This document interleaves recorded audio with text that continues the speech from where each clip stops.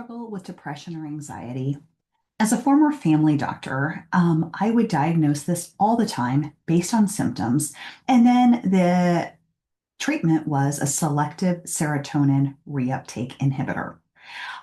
These medications can be helpful. They don't actually increase the serotonin in the brain, but they block the reuptake and the recycling of the serotonin so it stays in the synapse longer and can bind longer and make people feel better.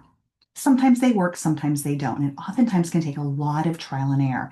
The other thing about these medications is they're often riddled with lots and lots of side effects. Now, as a functional medicine doctor, I'm asking the deeper question of why. Why is the depression there? Why is the anxiety there? What is the underlying reason? Can we identify that, pinpoint it, and fix it? And then you will feel better, right? So, what are some of the underlying root causes that can lead to anxiety and depression? Well, many times it can be hormonal.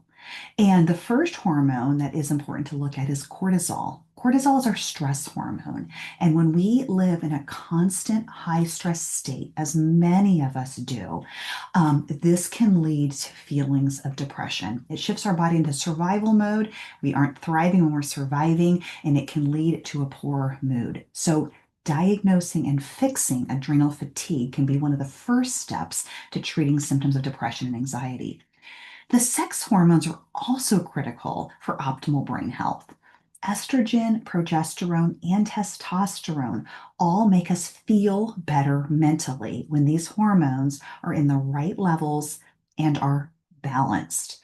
As you're aging, these hormone levels are shifting and they're oftentimes getting lower and they're oftentimes no longer balanced with one another. All of this can lead to feelings of depression and anxiety.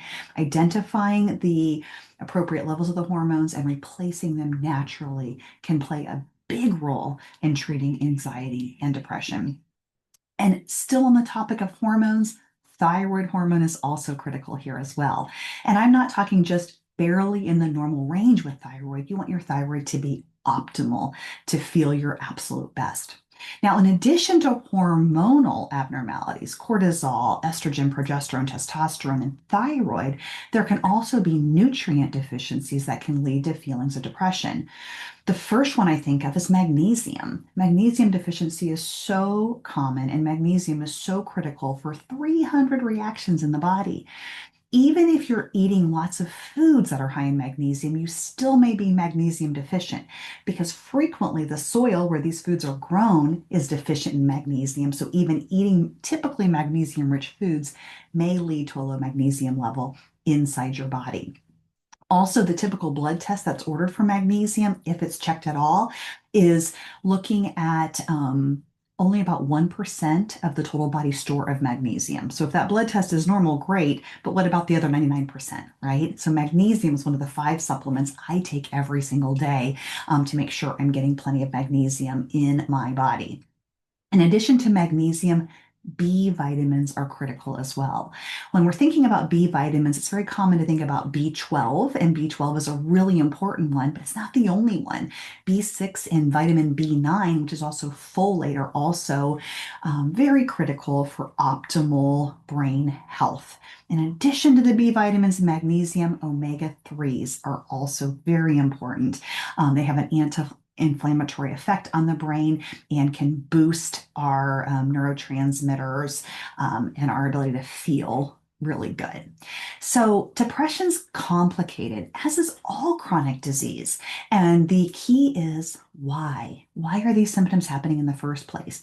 Identifying the root cause, fixing the root cause. This helps you to feel great now, but also protects you from future diseases later on that we don't want to be dealing with either. I hope this is helpful. Have a great day.